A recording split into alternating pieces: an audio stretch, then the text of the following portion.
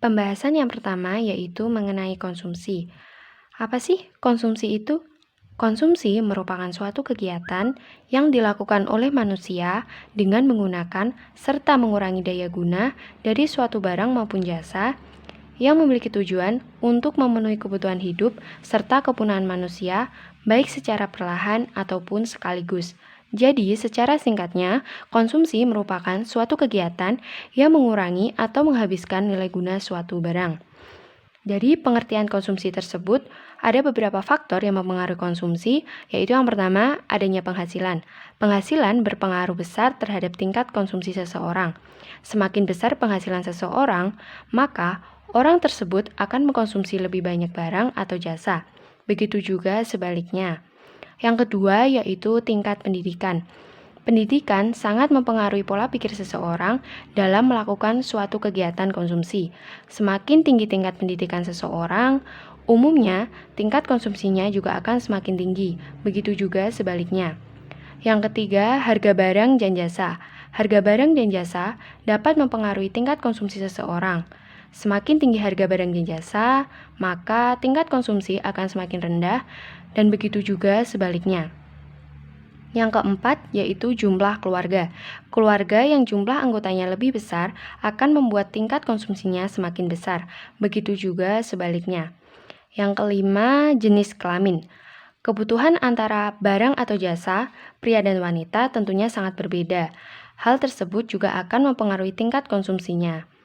Yang keenam, yaitu selera dan gaya. Sebagaimana orang memiliki selera dan gaya yang baik dan benar, baik dalam busana maupun hal lain, hal ini membuat tingkat konsumsi mereka menjadi lebih tinggi ketimbang mereka yang kurang memperhatikan gaya. Yang ketujuh yaitu adat istiadat atau kebiasaan. Kebiasaan dan adat istiadat ini di suatu daerah juga mempengaruhi tingkat konsumsi masyarakatnya. Yang kedelapan, yaitu yang terakhir, adalah tingkat bunga. Ahli ekonomi klasik menganggap bahwa konsumsi merupakan fungsi dari tingkat bunga. Khususnya mereka percaya bahwa tingkat bunga mendorong tabungan dan mengurangi konsumsi. Untuk selanjutnya ialah fungsi konsumsi. Fungsi konsumsi adalah fungsi yang menunjukkan hubungan besarnya konsumsi dengan pendapatan. Besarnya konsumsi ditentukan oleh pendapatan yang diperoleh. Semakin besar suatu pendapatan, maka konsumsi cenderung semakin lebih besar. Sehingga fungsi konsumsi dapat dirumuskan dalam persamaan linear, yakni C sama dengan A plus B YD atau C sama dengan CO plus B YD dengan keterangan sebagai berikut.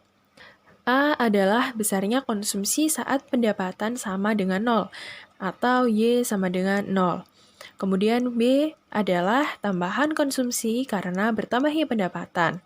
B bernilai antara 0 dan 1 atau 0 kurang dari B kurang dari 1. Kemudian YD adalah pendapatan disposable. Kemudian CO adalah konsumsi otonom dan yang terakhir C adalah pengeluaran atau tingkat konsumsi masyarakat. Selanjutnya adalah materi APC dan MPC.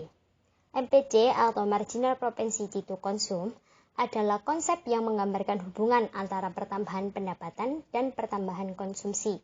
Dengan kata lain, MPC menunjukkan gambaran tentang berapa konsumsi akan bertambah jika pendapatan disposable bertambah 1 unit. MPC dapat dirumuskan delta C dibagi delta YD.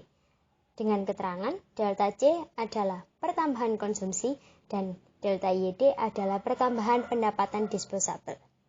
Sedangkan APC atau Average Propensity to Consume adalah perbandingan atau rasio antara konsumsi total dan pendapatan disposable total. APC dapat dirumuskan C dibagi YD. Dengan keterangan, C adalah total konsumsi dan YD adalah pendapatan disposable. Selanjutnya adalah perhitungan fungsi konsumsi.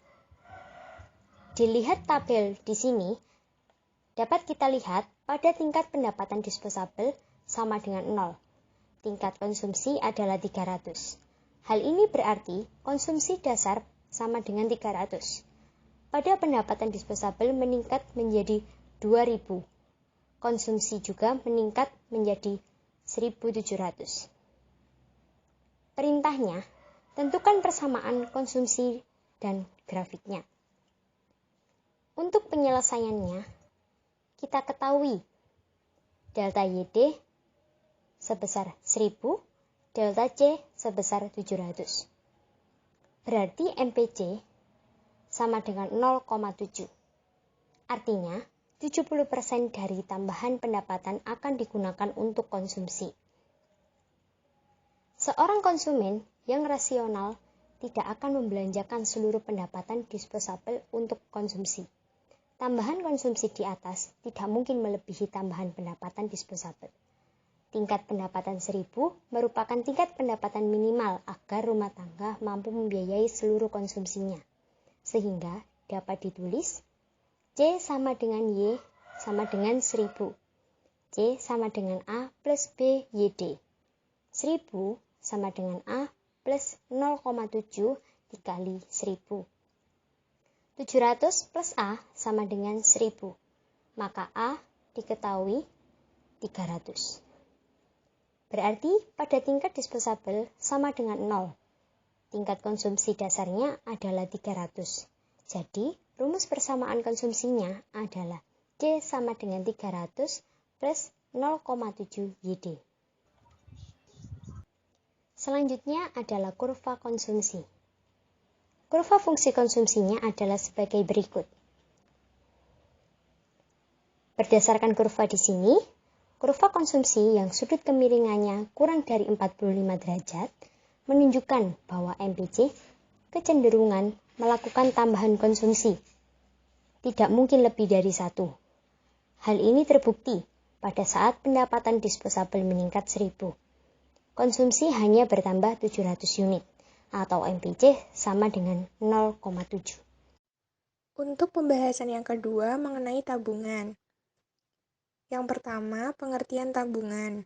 Tabungan adalah suatu simpanan uang yang berasal dari pendapatan yang tidak digunakan untuk keperluan sehari-hari maupun kepentingan lainnya. Tabungan biasanya disimpan di bank dan penarikannya hanya dilakukan menurut syarat tertentu. Yang kedua adalah faktor-faktor yang mempengaruhi tabungan. Yang pertama, tingkat suku bunga. Artinya apabila tingkat suku bunga tinggi, maka masyarakat akan mengurangi pengeluarannya untuk konsumsi guna menambah tabungan. Yang kedua, besar kecilnya pendapatan masyarakat. Jika pendapatan mereka tinggi, maka jumlah tabungan mereka juga tinggi. Namun sebaliknya, jika pendapatan mereka rendah, maka jumlah tabungan juga akan rendah. Yang ketiga, keinginan untuk menabung. Yang keempat, tingkat inflasi. Yang kelima, peningkatan aktivitas perekonomian. Aktivitas perekonomian yang baik akan meningkatkan tabungan. Fungsi tabungan.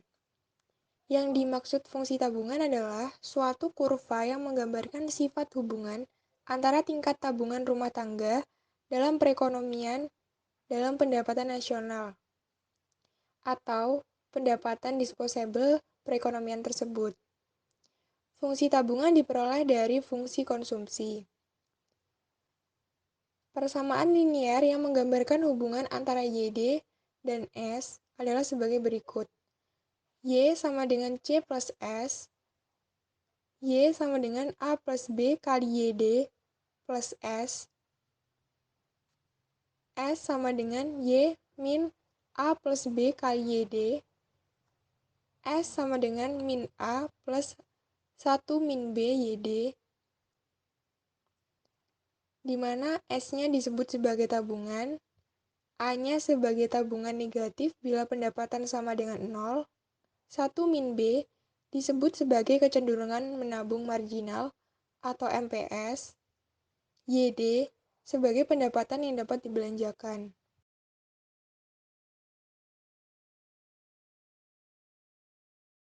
Kecenderungan menabung rata-rata atau average propensity to save adalah perbandingan atau rasio antara tabungan total dan pendapatan disposable total. APS dapat ditentukan dengan rumus S per YD, dengan keterangan S adalah tabungan dan YD adalah pendapatan disposable. Kecenderungan menabung marginal atau marginal propensity to save adalah konsep yang menggambarkan hubungan antara pertambahan pendapatan dan pertambahan tabungan. Dengan kata lain, MPS menunjukkan gambaran tentang berapa jumlah tabungan akan bertambah jika pendapatan disposable bertambah 1 unit. MPS dapat diketahui dengan rumus delta S per delta YD, dengan keterangan delta S adalah pertambahan tabungan dan delta YD adalah pertambahan pendapatan disposable yang mengakibatkan pertambahan konsumsi. Perhitungan fungsi tabungan. Apabila diketahui fungsi konsumsi suatu masyarakat, C sama dengan 20 plus 0,8 Y, fungsi tabungannya adalah sebagai berikut. C sama dengan 20 plus 0,8 Y, S sama dengan min A plus 1 min B Y, atau dari fungsi konsumsi diketahui A sama dengan 20 dan B sama dengan 0,8, sehingga S sama dengan min 20 plus 1 min 0,8 Y sama dengan min 20 plus 0,2 Y. Jadi fungsi tabungannya adalah S sama dengan min 20 plus 0,2 Y. Kurva tabungan. Untuk menggambar fungsi konsumsi dan fungsi tabungan, gunakanlah cara sebagai berikut. Yang pertama, kurva fungsi konsumsi. C sama dengan 20 plus 0,8 Y, titik potong dengan sumbu C atau sumbu vertikal bila mana Y sama dengan 0 terjadi pada titik 0,20. Titik potong dengan scale line atau garis skala. Garis skala adalah garis yang membagi sudut menjadi dua bagian yang sama dengan menunjukkan Y sama dengan C. Untuk mencari titik potong dengan garis skala, kita harus mensubstitusikan Y sama dengan C ke dalam fungsi konsumsi di atas. Y sama dengan C. C sama dengan 20 plus 0,8 Y. Karena Y sama dengan C, maka C akan diganti Y.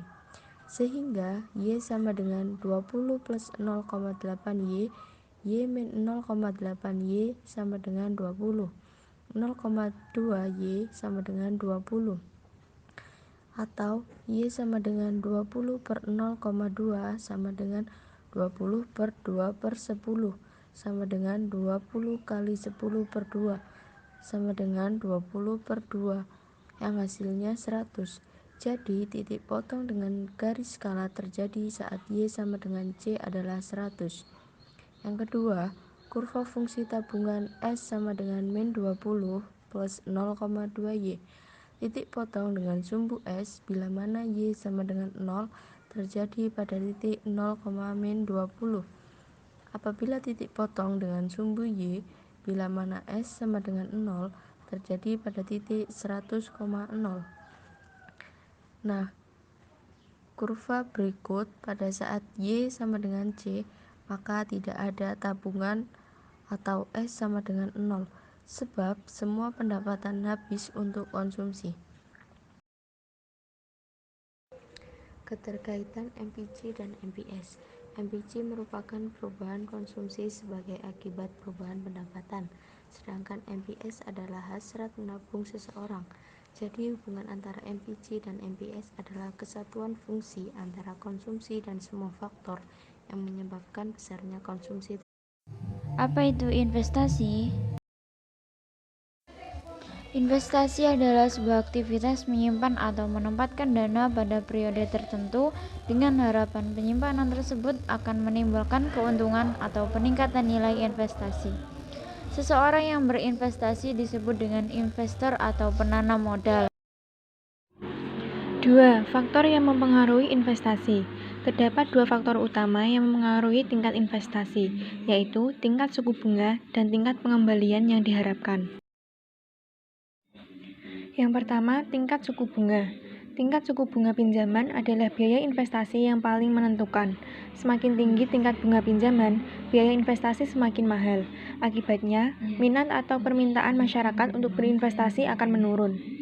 Yang kedua, tingkat pengembalian yang diharapkan. Seseorang atau perusahaan akan melakukan investasi pada masa sekarang dengan harapan memperoleh keuntungan di masa mendatang. Tingkat pengembalian yang diharapkan sangat dipengaruhi oleh kondisi internal dan eksternal sebuah perusahaan. Kondisi internal perusahaan antara lain tingkat efisiensi perusahaan dalam berproduksi, kualitas SDM, dan tingkat teknologi yang digunakan. Artinya, semakin tinggi ketiga aspek tersebut, semakin tinggi tingkat pengembalian yang diharapkan, semakin tinggi pula permintaan untuk berinvestasi. Sedangkan kondisi eksternal perusahaan antara lain menyangkut kondisi secara makro baik bidang ekonomi, sosial maupun politik. Jika perkiraan tentang masa depan ekonomi, sosial, politik nasional, dan internasional optimis, biasanya tingkat investasi meningkat. Karena tingkat pengembalian yang diharapkan dari investasi dapat dinaikkan. Selain itu, kebijakan pemerintah juga akan mempengaruhi keputusan investasi. Jika pemerintah menaikkan pajak akan terjadi pengurangan permintaan agregat. Akibatnya, tingkat investasi akan menurun. Berdasarkan uraian tadi, perhatikanlah kurva di bawah yang menjelaskan tingkat pengembalian yang diharapkan hasil investasi. Penjelasan kurva. Berdasarkan kurva, tingkat suku bunga dapat mempengaruhi investasi. Misalnya, ketika suku bunga pinjaman 10%, tingkat investasi akan cenderung turun karena bunga pinjaman lebih tinggi dari hasil investasi yang diharapkan. Namun, ketika suku bunga pinjaman turun, minat investasi akan naik atau bertambah karena tingkat bunga yang berlaku lebih rendah dari hasil investasi yang diharapkan. Berdasarkan contoh kurva, keseimbangan akan tercapai pada saat tingkat suku bunga 8% dan jumlah investasi sebesar 200 miliar. Fungsi investasi. Besarnya komponen investasi yang dilakukan oleh para pelaku perekonomian dapat dinyatakan dengan persamaan fungsi sebagai berikut. I sama dengan I0 ditambah E dikali dengan R, di mana I adalah investasi, I0 adalah investasi saat I sama dengan 0, E adalah delta I per delta R, di mana nilai E harus lebih kecil daripada 0, kemudian R adalah tingkat bunga. Nah, berikut adalah contoh soal dari fungsi investasi, di mana jika diketahui fungsi investasi adalah I sama dengan 150 min 1000 R, dan jika suku bunganya 5%, maka berapakah besarnya nilai investasi tersebut? Untuk jawabannya adalah dengan menggunakan fungsi tadi, yakni I sama dengan 150 min 1000 R, di mana R-nya adalah 5% tadi, langsung kita masukkan ke dalam rumusnya, yakni I sama dengan 150 min 1000 dikali dengan 0,05. Kemudian hasilnya adalah I sama dengan 150 min 50, kemudian ketemu hasilnya adalah investasinya sebesar I sama dengan 100. Dan ketika suku bunga naik menjadi 15%, maka besarnya investasi adalah I sama dengan 150 min 1000 dikali 0,15. Hasilnya adalah I sama dengan 150 min 150, maka nilai investasinya adalah I sama dengan 0. Berikut merupakan kurva dari fungsi investasi I sama dengan 150 min 1000 R, di mana ketika tingkat bunga 5%, maka nilai investasi adalah 100 triliun rupiah, dan ketika tingkat bunga naik menjadi 15%, maka besarnya nilai investasi adalah 0. Nah, dari kurva ini dapat diambil kesimpulan bahwa kenaikan tingkat bunga akan mempengaruhi nilai dari investasi, di mana ketika tingkat bunga naik dari 5% ke 15%, maka nilai investasinya akan turun, yang dari awalnya 100 triliun rupiah turun menjadi 0. Selanjutnya adalah kurva permintaan investasi. Berikut ini adalah contoh dari kurva permintaan investasi. Dari kurva permintaan investasi ini dapat dijelaskan jika tingkat bunga naik menjadi 10%, maka belanja investasi akan menurun menjadi 0,5 triliun dolar. Dan jika tingkat bunga turun menjadi 6%, maka nilai investasi akan naik menjadi 0,7 triliun dolar. Dan di sepanjang kurva permintaan investasi yang diasumsikan konstan adalah ekspektasi usaha tentang perekonomian. Jika perusahaan semakin optimis tentang prospek adanya keuntungan, maka permintaan investasi akan naik dan kurvanya akan bergeser ke kanan. Demikian presentasi dari kelompok kami. Mohon maaf jika terdapat kesalahan. Sekian dan terima kasih. Wassalamualaikum warahmatullahi wabarakatuh.